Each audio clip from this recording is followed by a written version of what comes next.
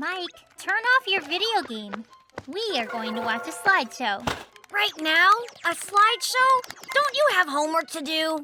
This slideshow is my homework. We had an assignment to study epic tales, so we're going to watch one about a great warrior, together. Why together? I'm not going to do your homework. That's your job. It's boring. Classes are boring? No way. Ask any A student and they'll tell you that classes are the most interesting thing ever. Okay, switching on the magic lantern. Volga and Tsar Saltan. Based on a Russian epic. A long time ago, when knights and magicians lived in Russia, a knight was born.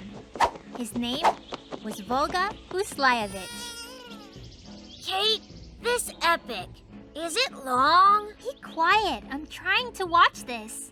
He grew up not by days and not by hours, but by minutes. After no more than a minute lying in his cradle, he said to his mother, "Don't wrap me in diapers. Put me in iron armor instead." Aw, Kate, when will this be over? And the very next minute, Volga got out of the cradle and began to learn all that he could about the world. And that's the end of the fairy tale. The end. He learned to read and write, and he also learned how to turn into different animals. He learned that from the magicians. And he lived happily ever after. So Volga gathered warriors, and they went to guard the Russian land together. And so the story goes. Kate, is it over now? Stop your whining. Volga started to hear rumors that the neighboring Tsar Saltan was plotting something evil. I have a feeling this epic will never end. Volga sent scouts to check on Tsar Saltan, but they came back empty-handed. The Tsar's castle walls were so thick, you couldn't hear anything from outside. So is that all? I have to do it myself, sighed Volga. He turned into a little bird and flew to Tsar Saltan. And he flew for 30 years more. Volga perched himself on a windowsill and overheard Tsar Saltan bragging that he would soon invade the Russian land and how no one there could stop him. Now Volga will show him just how wrong he is about that. And I get to play my video games. I'm not going to let that happen, twitted Volga. He flew down to the Tsar cellars, where they kept all of their weapons. Why in cellars? And who's going to fight? There he turned into a weasel and gnawed all the arrows. And then he flew back to his warriors. Aw, it can't end like this. Fight! Fight! Fight! My warriors! It's time to march against Tsar Saltan. He's misbehaving far too much. Hooray! The warriors were happy and went to fight. They traveled to Sultan's palace, and they saw a very tall wall, but there was no way to jump over it. That's some battle. Boom! And Volga turned his warriors into ants. They crawled through under the wall and then turned back into brave warriors. Volga is pretty cool after all. Good for him. Saltan saw Volga's warriors and ordered the arrows to be ready. But there were no arrows, so Saltan had to surrender. Yay, we won! After his defeat, Saltan stopped plotting against Russia, and Volga returned home with his warriors and continued to guard the Russian land. The end. The end? Hey, that was kind of short for an epic. Do you really think so? You kept saying you wanted it to be over. That's right, I did. But now I think they're kind of cool. Hey, Kate, do you have any more homework that you need my help with? Magic lantern.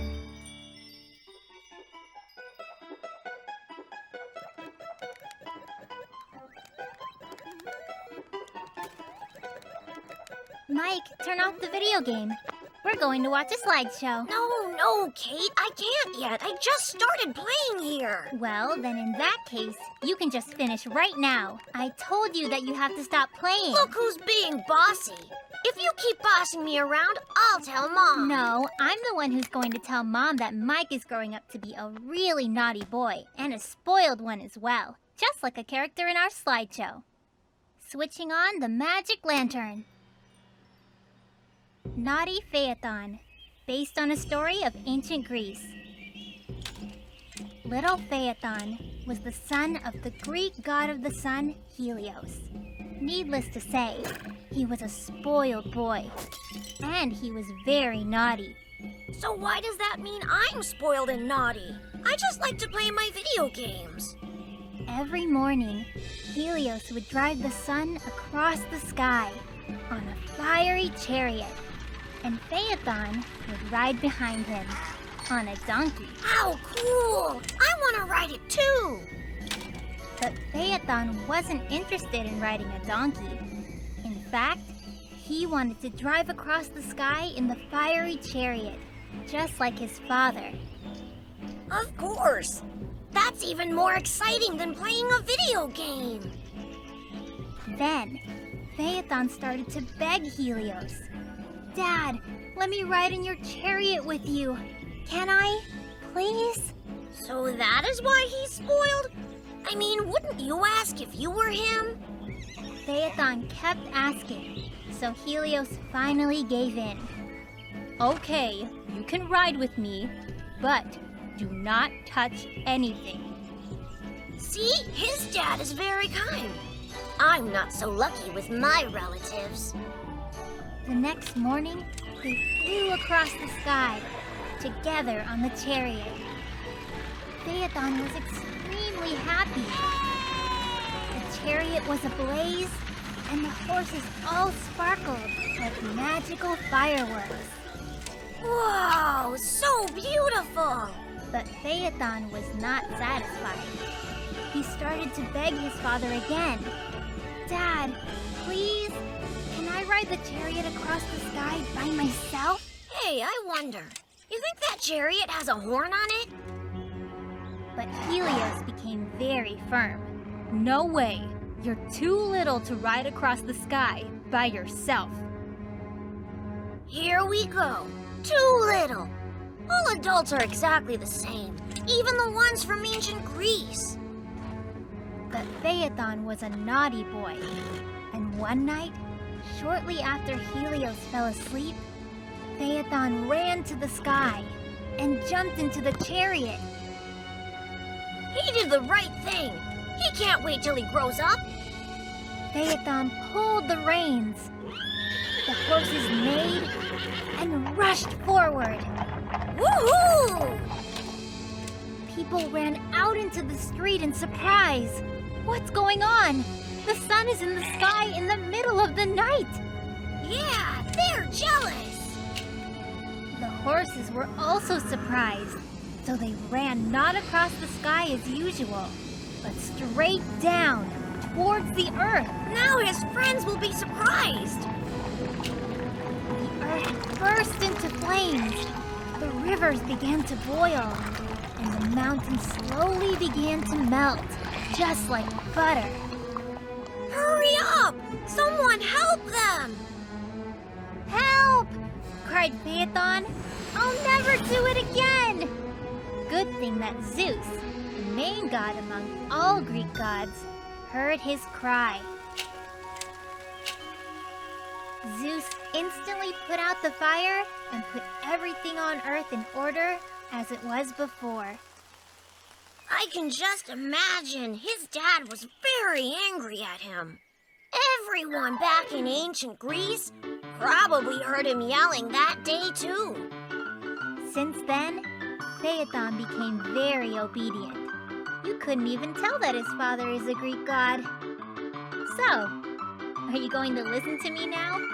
First, you should learn how to drive across the sky. And then, we can talk. Magic Lantern.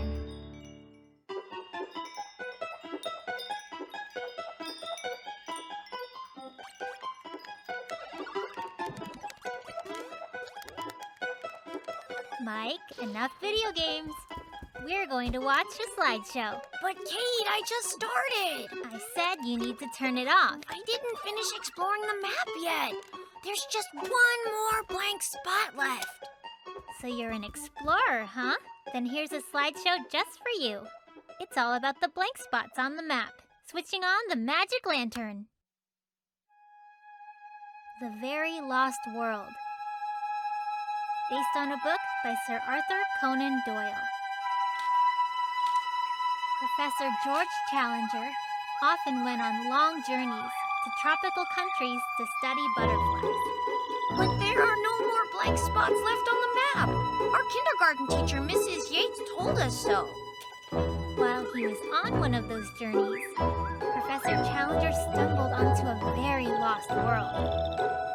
One of the amazing things he spotted was an ancient pterodactyl high above the trees. Pterodactyl? But I thought that they're all extinct. Other scientists didn't believe Professor Challenger. Challenger, you need glasses, They shouted. Pterodactyls are long gone from this world. I told you so. I believed the professor, You're all wrong. said Challenger. I will prove that I am right. Who's coming with me to the very lost world? I am, said Edward Chickens. There's no such place as the lost world. That's all a lie. Challenger and Chickens packed lots of supplies into huge backpacks and finally set off on their adventure. There's only gonna be butterflies there. They sailed down rivers, hiked across mountains, climbed into canyons, and finally they reached the very lost world. But there were no pterodactyls to be found. I knew it. They were so upset they lost their appetite and went to bed without dinner. Were the other scientists right? All the pterodactyls went extinct? Chickens was really worried. Of course they went extinct. I want a new story. This one's boring. But early in the morning, they heard a great flapping of wings and gritting of teeth. Hooray! A pterodactyl! Really?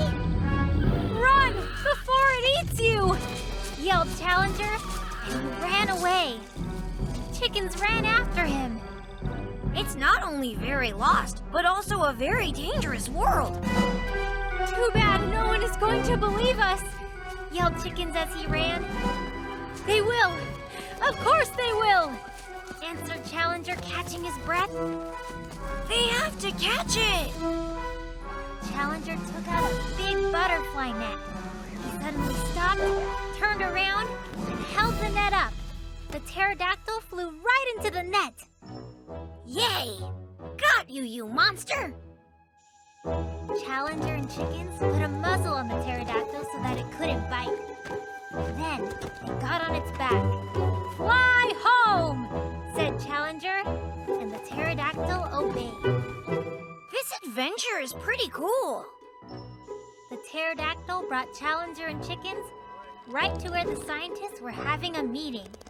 Now we'll see if they believe us. The scientists were very scared. One of them even fainted. Do you believe me now? Said Challenger. Yes, we believe you. Now please, just get it out of here. They begged. That'll teach you. Challenger and Chickens got off the pterodactyl, and off it flew, heading home and grinding its teeth on the way. I wonder where its home is. Where is that very lost world? Professor Challenger went back to studying butterflies, and Edward Chickens decided that he was going to write a book.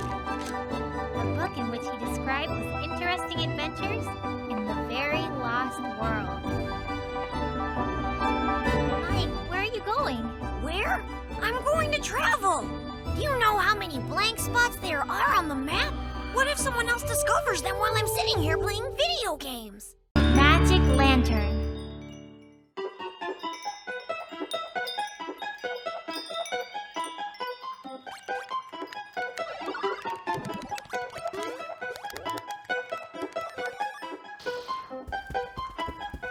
Mike, turn off the video game. We have a new slideshow to watch. I can't, no! I have to hurry up and solve a riddle right now before I run out of time. I see. So you like riddles, huh? Of course, and searching for things. It's more interesting than any of your slideshows. Okay, then let's check it out. I have a slideshow here for those who really like riddles. And this one is called The Mysterious Island. Switching on the magic lantern. The Mysterious Island, based on a book by Jules Verne. 3 brave friends, Joe, John, and George, decided to go up in a hot air balloon. But suddenly, they were caught in a storm and were taken far out to sea. Hot air balloon, big storm, lost at sea. I knew it would be boring. The balloon started to deflate, and the 3 friends fell into the sea like peas from a pod. So when do we get to the riddle part? Suddenly, a huge fish with giant scales of steel grabbed a hold of them and took them to the shore of the mysterious island. It's a sea monster. I played that game before. The friends were very happy at first, but then they became sad. How are we going to live without a slingshot and a telescope? Joe worried. They can use the help button. The next morning, there was a slingshot and a telescope on the beach. It is a mysterious island, thought the friends. I know, it's aliens. They have a secret lab hidden there, and I bet they are making super nano slingshots. The friends climbed up an extinct volcano, but there was no one on the island. Who saved them then? And where did the slingshot come from? A teleporter! There's like this powerful beam of light, and all sorts of useful things come out of it. Soon, the friends saw a ship on the horizon. At last, they can finally return home. I don't get it. Who's going to solve the riddles? But they looked through the telescope and saw a black flag on the ship. They were pirates. Not just pirates, but ghost pirates. That's why you couldn't see anyone on the island. The pirates were coming closer and closer. The friends got their slingshot and prepared to fight. No, you're gonna need a blaster with ecto rays. And suddenly, a huge wave rose from the sea. The pirates got scared and sailed away. Someone helped us again, the friends said happily. Boom! It's the ghost hunters shooting with a laser gun, which made the wave rise and they defeated everyone! The next morning, a small cloud of smoke suddenly appeared and hovered over the island. The extinct volcano awoke. Soon it will erupt and everyone is about to drown. That means a dragon was asleep in a cave under the earth, and when the hunters shot... Let's just find out what happened, okay? At the last moment, the fish with steel scales emerged from the sea. It turned out to be a submarine. The hatch slowly opened, and out popped Captain Nemo. It was a submarine, of course! I should have seen that coming. Hurry into our boat, he exclaimed. The friends jumped into the hatch without thinking. And just in time, as the volcano exploded at that very moment. Oh, now I get it. That riddle was way too easy, I told you. So that's who was helping us, said John. Please, solve another mystery for us. Why do you live underwater? Asked George. Well, Mike, do you have an answer? I don't need to. Captain Nemo is about to explain it. You just watch. If you want to know what my secret is, ask the famous author Jules Verne, answered the captain. He wrote a whole book about me. It's called 20,000 Leagues Under the Sea. What? He didn't answer the riddle. But that's not fair. Soon, the submarine came to the shore. Captain Nemo brought Joe, John, and George back home and disappeared in the deep sea together with his secret. Kate, where do we keep books in our house? There's a certain book I need in order to solve a riddle. Magic Lantern.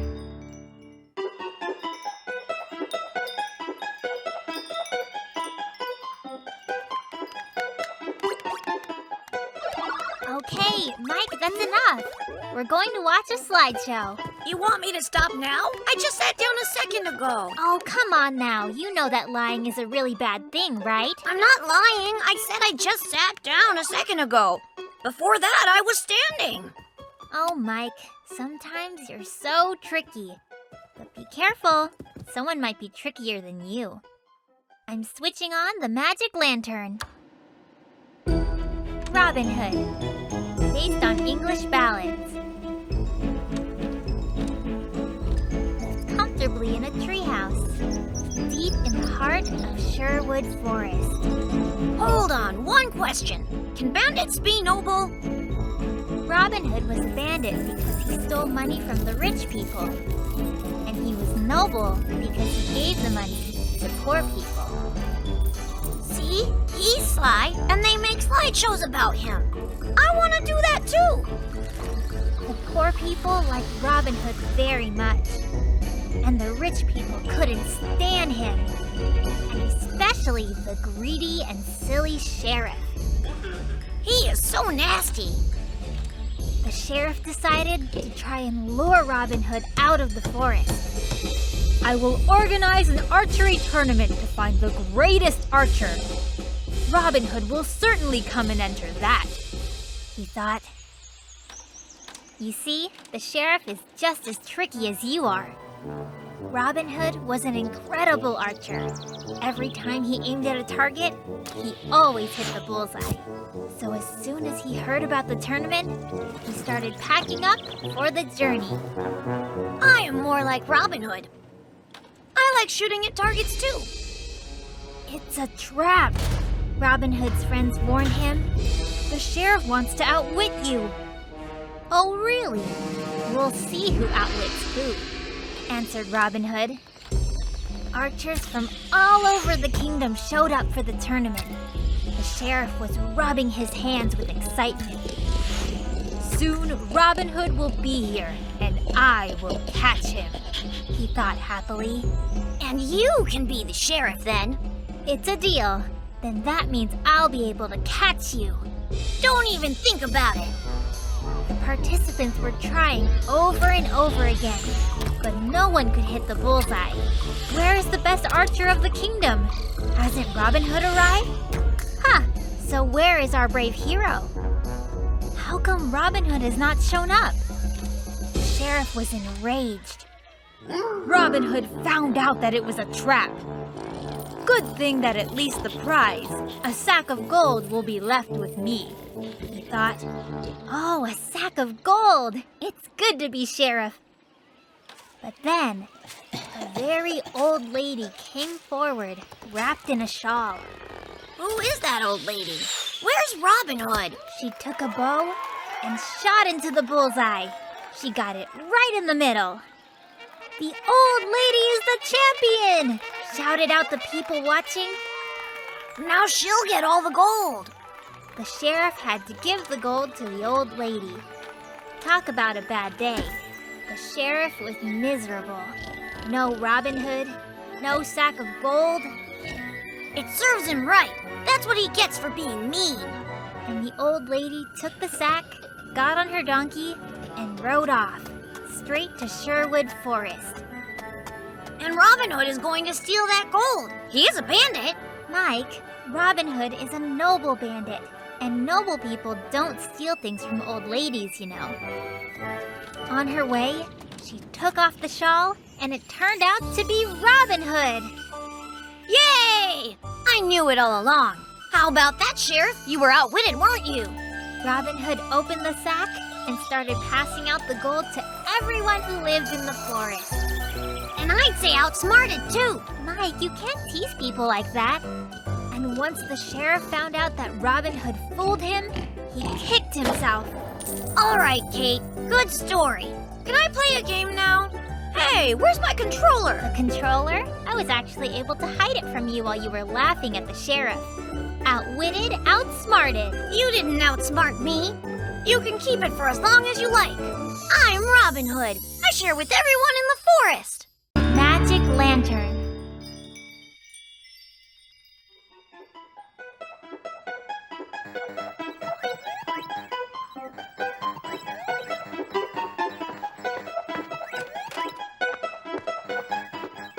Okay, Mike, stop playing. We're going to watch a slideshow now. Not a chance. This is so interesting right now. The slideshow will be much more interesting. That is impossible. This has a battle with mutant Martians with laser swords. Can you beat that? Okay, turn off the game, and you will soon find out. Switching on the magic lantern. Knights of the Little Round Table, based on a book by Thomas Mallory. An old king had a newborn son. His name was Arthur. Everyone was very happy about it, especially the kind wizard, Merlin. Oh, yeah, that's very interesting. I'll try not to fall asleep.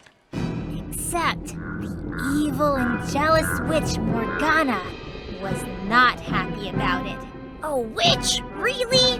What is this? A story for babies? The witch Morgana tried to kidnap baby Arthur. But Merlin found out about it and hid Arthur with a family of fishermen. Oh, a family of fishermen. Now we'll see a battle with fishing rods. Whoopee! Arthur grew up and became a good fisherman. But he had no idea who his real father was. I'm so sleepy. Mike, just pay attention. Soon, the old king died, and the knights of the kingdom were discussing who would be the one to take over the throne. So they talked about it for 100 years and died of boredom all in one day. The wizard Merlin gathered all of the knights together and showed them a stone with a majestic sword stuck in it. He said to the knights, "Whichever one of you is able to remove that sword from the stone will rule the kingdom." You mean that's it? What's so hard about pulling out a sword? One by one, they took turns and tried to pull the sword out of the stone, but no one could do it. The sword was magic. Maybe it was a laser sword. Then, the knights decided to hold a tournament, and the winner of the tournament would become king. Hey, what about the sword? It's not fair. All the inhabitants of the legendary kingdom came to the tournament. Arthur also came to sell fish there. Kate, but Arthur is the one. He's the son of the king. He just doesn't know it yet. The tournament lasted very long, and Arthur got bored and went for a walk. Suddenly, he saw a beautiful sword that was stuck in a stone. Come on, get it! Arthur grabbed the handle of the sword and took it out like a knife out of butter. He really did it! The knights stopped fighting and went to look at the marvel boy who pulled the sword from the stone. Oh, it was all set up by Merlin. And then Merlin emerged. "Everyone, meet your new king. This is Arthur." I can just imagine how everyone's jaws dropped. Everyone was very happy that they found their king. And Arthur was a bit lost. He only knew how to catch fish. I could have taught him. Merlin decided to give Arthur a little round table so that the best knights could gather around it and present the new king with lots of useful advice. What kind of advice? Arthur listened to their advice carefully and became a real king very soon. And before long, legends were being written about King Arthur and his knights of the Little Round Table. And then? They're legends, huh? Okay, I gotta admit, it's interesting. Told ya. Magic Lantern.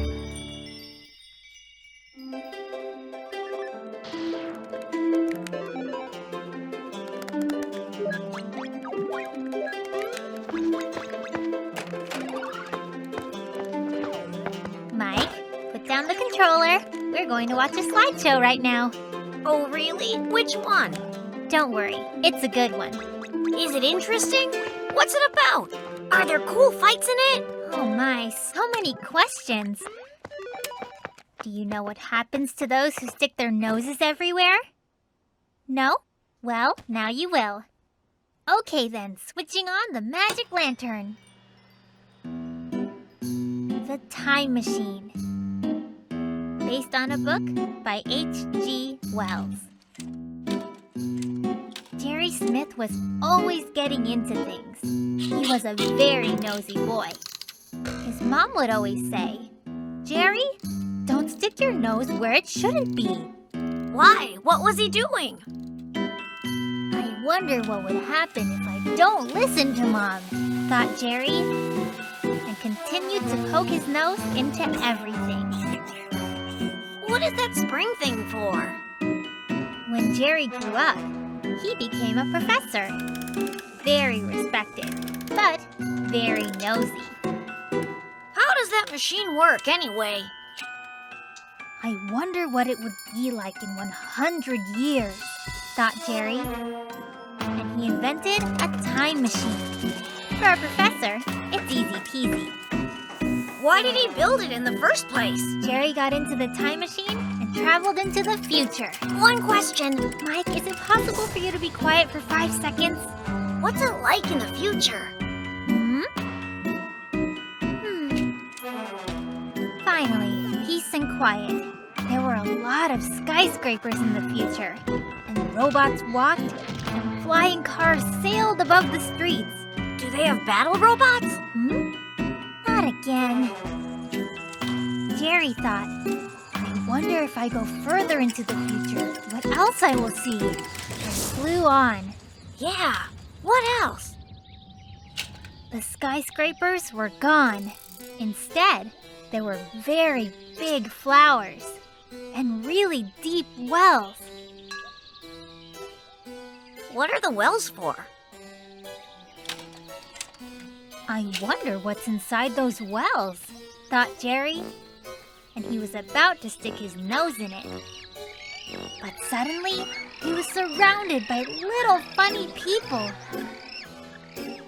I don't get it. Why are all these people wearing such strange hats? Just watch. Wells are not interesting, the little people said. Let's swing on the flowers instead. What are those flowers called? Jerry swung on the flowers and then went back to his time machine. But the time machine was gone! Where did the time machine go? There were strange footprints leading to one of the wells. Whose footprints are those? Very interesting, thought Jerry, and went into the well. And there was the time machine sitting at the bottom of the well. And sitting next to the time machine was a huge, creepy spider. He was the one who stole it. Where did a spider come from?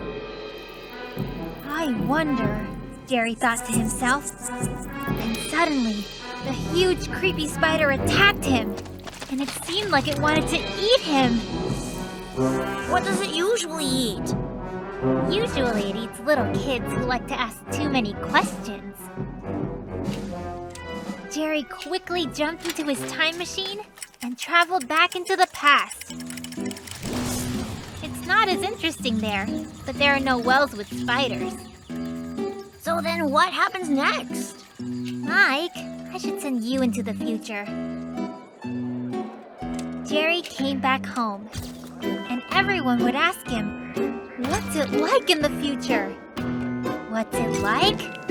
It's interesting, Jerry would answer, and it was the truth. That's all. The end. Do you have any more questions? Just one. When are we gonna watch another slideshow? Magic Lantern.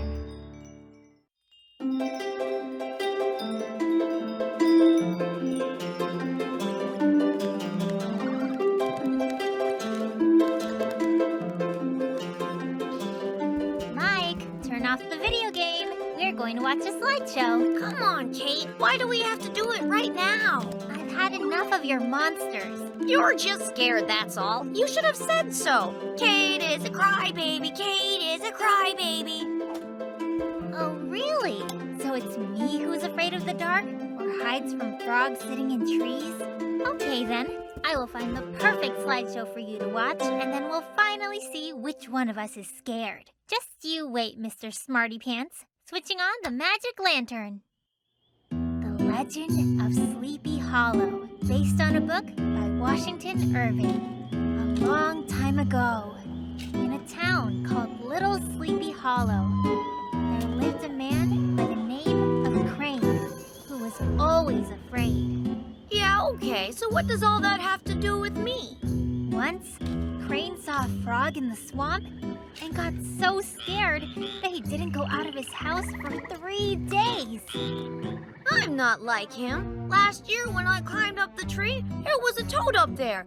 So see, I'm not afraid of frogs at all. One day, Mr. Crane went to a club to dance, and there he met a beautiful girl named Katrina. I'm not afraid of anything. Mr. Crane liked Katrina a lot. I wish I could have a wife like her, thought Mr. Crane. Everyone would be jealous of me then. I could watch 1,000 stories like this and not be afraid for a second. But Crane was not the only one who liked Katrina. The musician named Barnes liked her too. See? I'm not scared at all. So Mr. Crane began bragging that he was the bravest man in all of Little Sleepy Hollow. He did it so that Katrina would like him. Hey Mike, is your last name Crane by any chance? So Mr. Crane told everybody that one day, while he was walking along a trail, he saw a horseman who didn't have a head, but he was not afraid. That's how much he lied. What do you mean he didn't have a head? You are so brave, Mr. Crane, said Katrina. Well, are you scared yet? Me? Never. But the musician Barnes did not believe Crane. I kind of don't believe you either, Mike. Soon, the dance was over, and Mr. Crane went back to his house. Why are the trees so scary like that? I mean, black. Suddenly, Mr. Crane saw a horseman. The horseman had his head not on his neck where it's supposed to be, but in his hand. And his eyes were glowing brightly as if they were burning. That's enough, Kate. Turn it off. I'd rather have monsters than this creature. The horse galloped straight at Mr. Crane. Mr. Crane turned and ran away in terror. Turn it off, I'm telling you. I'm not gonna be able to sleep for a week. Suddenly, the horseman rose on his saddle and threw his head right at Mr. Crane. Okay, you're not a crybaby. You're not. I don't want to watch anymore. Don't worry about it, Mike. The scariest part is over now, okay? Anyway, ever since that day, no one in Little Sleepy Hollow saw Mr. Crane again. Some people say he moved away to another city and was never heard bragging about his bravery again. If I were him, I would have gone far away too. The next day, on the same place where Crane met the horseman, they found a squashed pumpkin and an accordion owned by the musician Barnes. What it means and how it all got there in the first place, no one ever figured out. Kate, tell me something. What was a squashed pumpkin doing there? The accordion player Barnes married Katrina, and they lived happily in Little Sleepy Hollow. And every time he saw a pumpkin somewhere, he would smile just a bit. I wonder why. So wait a minute, you mean Barnes set the whole thing up? So there really is no man without a head riding a horse. I told you so. You said it was a scary story, but it wasn't. Well, then maybe we can watch it one more time. Actually, not right now. Maybe we'll do it another time. Magic Lantern.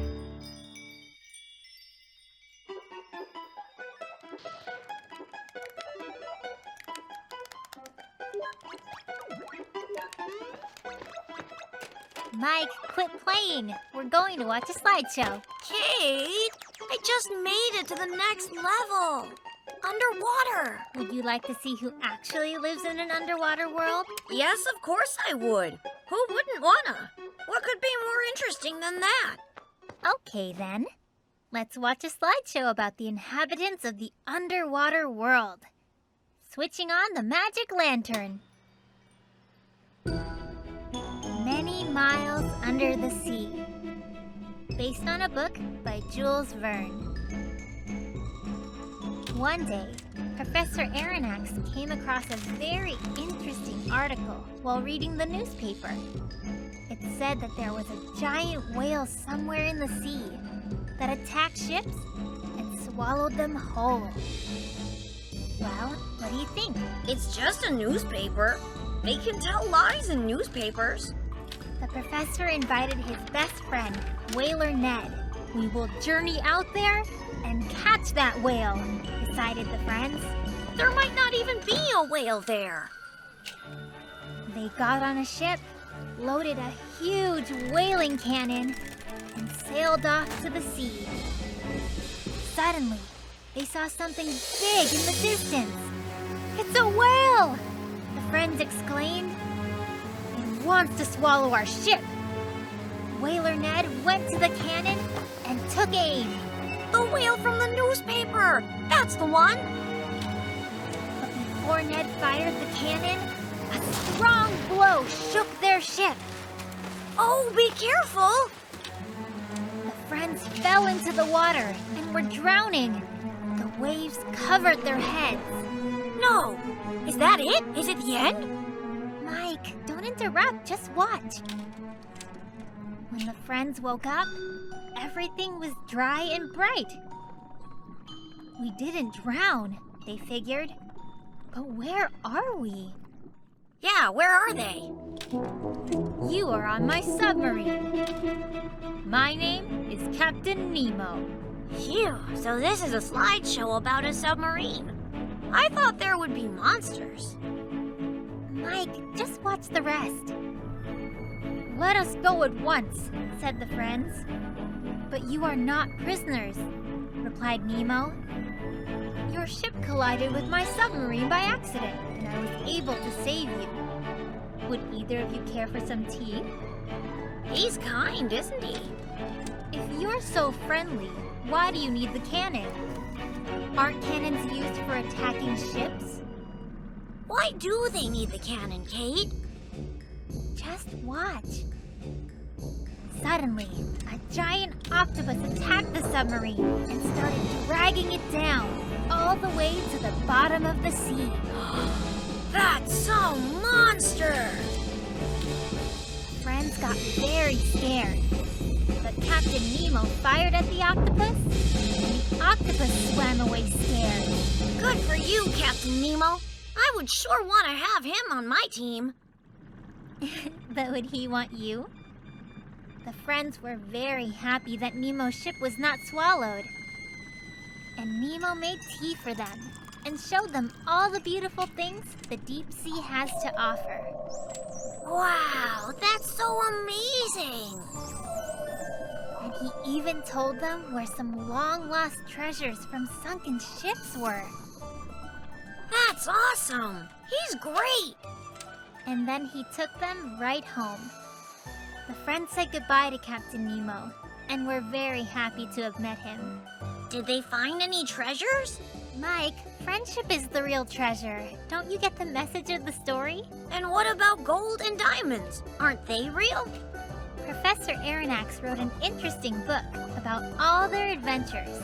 And then he decided to measure how many miles they sailed under the sea and found out that they had sailed a lot. So, he named his book, So Many Miles Under the Sea. Kate, do we have that book here? Sure, of course we do. Will you read it to me? So, you really liked it? Well, yeah, sure, but I was wondering if Captain Nemo gave them all the treasures, or maybe there's a couple left. Magic Lantern.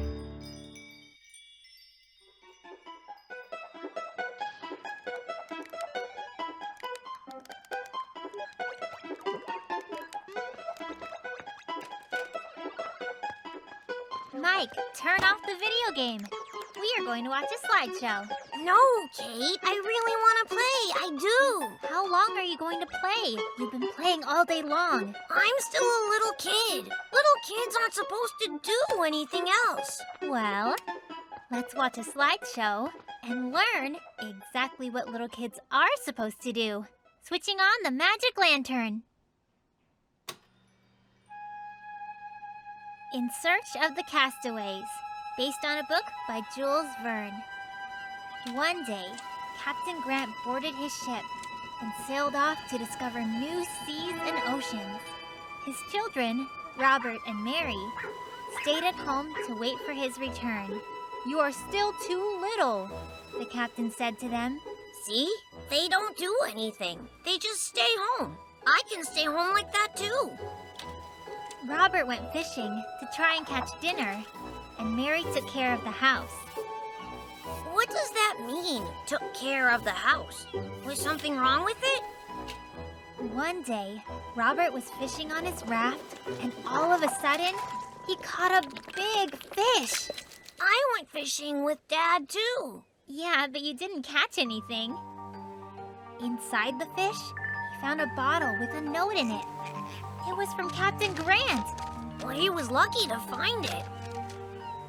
Captain Grant said in his note that his ship had sunk and that he was on an uninhabited island. He even drew a map, but the seawater smudged its name, so they couldn't read it. Well, it's a good thing the kids stayed at home. It's not as scary. Let's sail to all uninhabited islands and save our father. You would have just sat down and played a video game. Robert and Mary got on their raft and sailed to the nearest uninhabited island. They are really brave. I would have done that too, if I had a raft. Suddenly, pirates surrounded them. Give up! We're taking all the boys and girls as our prisoners. What do you think you'd do at that moment, Mike? Me? I would... But Robert didn't lose his head. He showed a hunting gun to the pirates. Do you see what I have right here? Were you expecting that, Mike? I would have done that too, if I had a gun. The pirates got scared and jumped into the sea. The boy has a gun! They yelled, Save yourselves! Haha, it serves them right. Robert and Mary got on board the pirate ship. With a ship like this, we'll find our father real soon. I would have found him too. You know, if I had a ship. Suddenly, they heard a voice. It was coming from the hold. There's someone down there, said the kids. Wow, I guess not all the pirates ran away. It was little Bimbo. The pirates took him prisoner and put him in the hold. I would... You should brush your teeth without being told. What's that have to do with it? Nothing. Just saying. Robert and Mary told Bimbo about what happened to their father and showed him the map. It's the Lonely Palm Island. I know it! Exclaimed Bimbo. Let's sail to Captain Grant. Wow. See, Kate? He's so little and he can read maps. And he knows the islands. Soon, the friends spotted the Lonely Palm Island. And Captain Grant himself greeted them on the shore. Everyone was very happy. I would... Enough, Mike. What's wrong? I'm just saying I would be happy too. Then everyone got on the ship and they sailed to discover new seas and oceans. And the captain never again said to his children, "You're too little."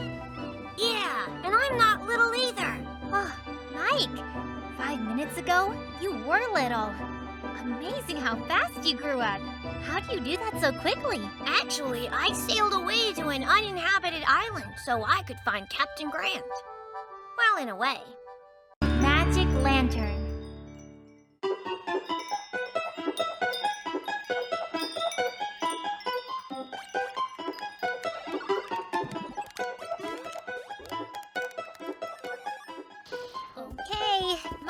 Turn off the video game. Now we're going to watch a slideshow. No, I will not turn it off. Mike, a boy should always respect a girl's request. Oh, really? Says who? Why should I even care about that? I'm not quitting, you know. The knights need me right now. Oh, Mike, you're still so far from becoming a knight. Now get ready, and I'll show you the proper way that you should treat girls with respect. Okay, switching on the magic lantern. The True Knight Ivanhoe, based on a book by Sir Walter Scott. Ever since his childhood, little Ivanhoe used to give away his seat to girls and help old ladies cross the street whenever they needed it. He is a true knight, they said about Ivanhoe. No way! A true knight is one who has shiny armor and a sword. Anyway, the knight Ivanhoe liked the beautiful Rowena, who lived in the neighborhood and often walked by. Come on, everyone knows that knights are never interested in girls. And the sneaky Brian lived close to the both of them. He was greedy and wicked. And he also liked Rowena a lot. It's only Rowena, and what's so special about her anyway? When Ivanhoe grew up, he became a true knight. He immediately left to go on his heroic quests. This is the tradition for true knights. Yeah, I've heard that before. All knights go on quests. It's what a knight does. Ivanhoe went on numerous quests and was gone from home for a long time. Meanwhile, Rowena was alone in the castle and was sad. So what? Why should he worry about her? His quests will keep him busy. The sneaky Brian was happy. Rowena would soon forget about Ivanhoe. Ivanhoe will be the one to forget about Rowena. What does he need her for? One day, Brian came galloping to Rowena's house and said, "Rowena, marry me!" No way! Forget it! "The one who I marry must be a true knight," said Rowena. She means Ivanhoe, but he's too busy to get married. Oh well. "That's great," said the sneaky Brian. "I will organize a tournament for true knights and will defeat all the rivals." Yes! Let there be a tournament! Brian quickly defeated all the rivals and was already celebrating his victory when another knight suddenly arrived. He was wearing a cloak of crimson and white and an iron helmet. Wow, who is that? The rivals rushed at each other. A blow, then another, and the defeated Brian fell to the ground. Yeah, serves you right. The winner took off his helmet. "Ivanhoe!" Everybody shouted joyfully. Ivanhoe! Why did he come back? But the sneaky Brian suddenly woke up, captured Rowena, and dragged her to his castle. "If there's even a little knighthood in you, come out and fight me!" Ivanhoe shouted to Brian. Hold on, did he get mad because of Rowena? Brian was ashamed for his behavior, and he came out to fight Ivanhoe. You'd have to be a strange knight to fight for a girl. And Ivanhoe defeated Brian once again. No, Mike, he is not a strange knight. He is a true knight. Some knights would not even turn off a video game for a girl, let alone fight for one. Then Ivanhoe married the beautiful Rowena. And again, he embarked on his way to go on heroic quests. As you know, this is the tradition. True knights. Okay. I granted your wish. We watched your slideshow, and now it's time to go on my quest. I'm turning the video game back on. Magic lantern.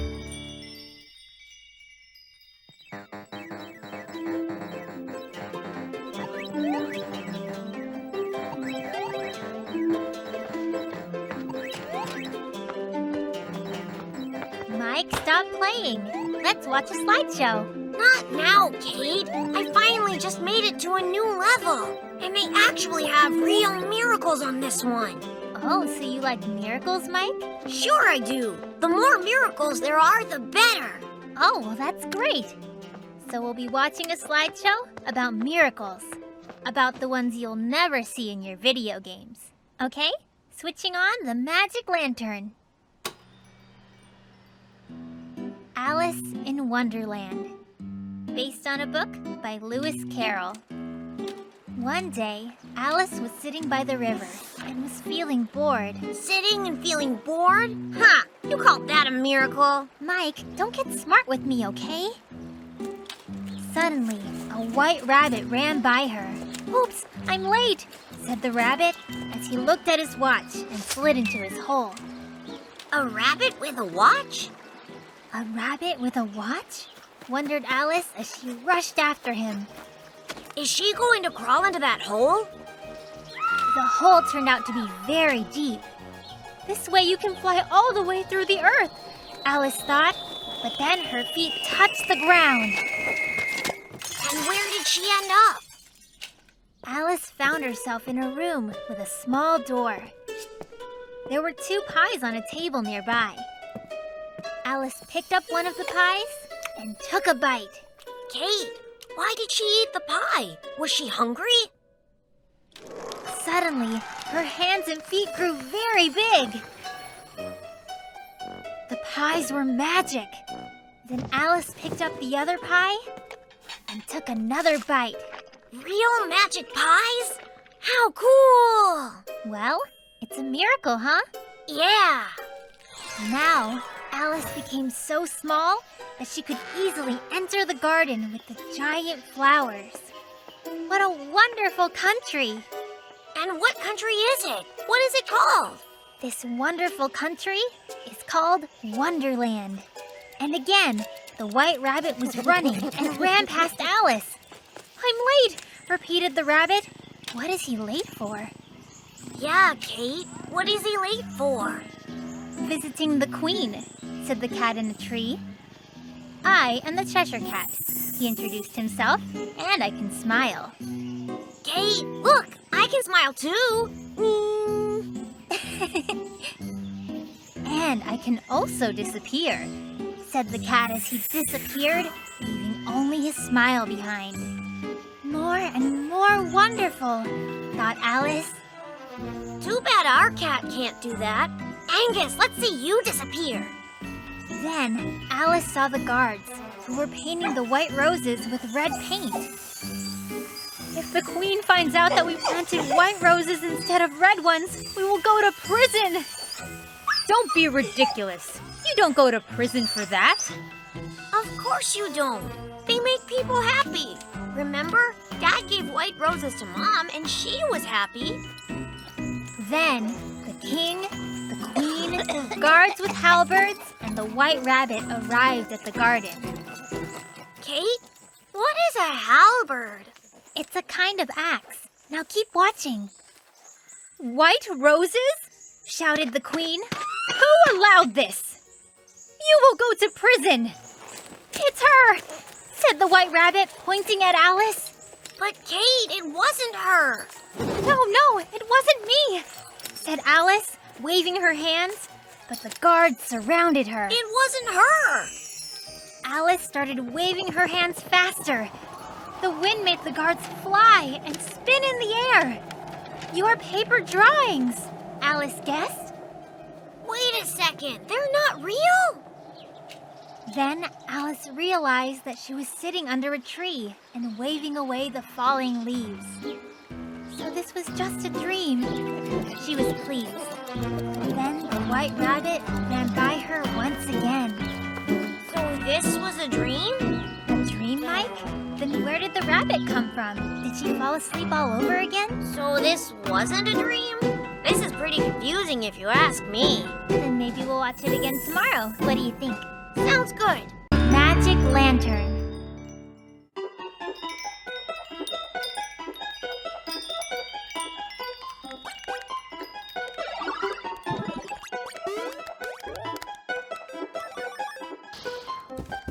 Okay, Mike, put away the video game. Now we're going to watch a slideshow. I can't. This game is way too interesting. And what's so interesting about it anyway? Aliens from Mars are coming down in their flying saucer now.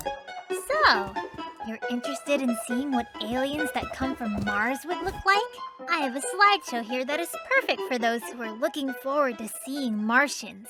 Are you ready to begin? Switching on the magic lantern. The War of the Worlds, based on a book by H.G. Wells. Mr. Herbert liked to look through the telescope a lot. He wanted to see if he could find any aliens living on distant planets.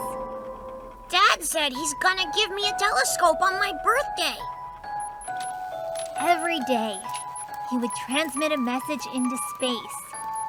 Beep, beep, beep, beep, beep, beep, which meant, "Dear aliens, please come here and join me for a cup of tea with milk and biscuits." What if the tea didn't have milk? I don't like milk. One day, Herbert noticed some flashes on the surface of Mars. The Martians probably got the invitation I sent them, he thought.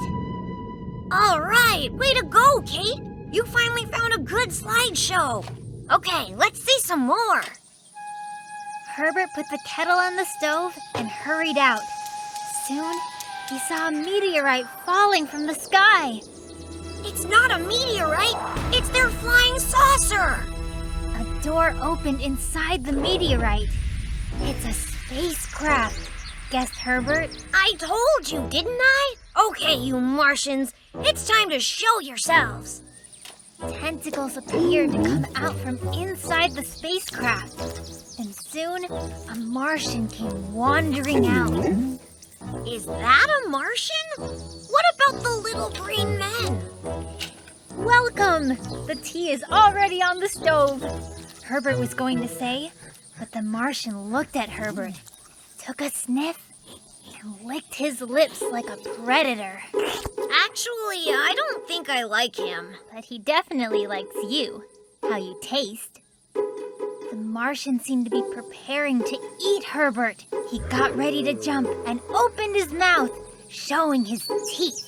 He got confused, that's all. He was invited to have some tea, not to eat a whole dinner.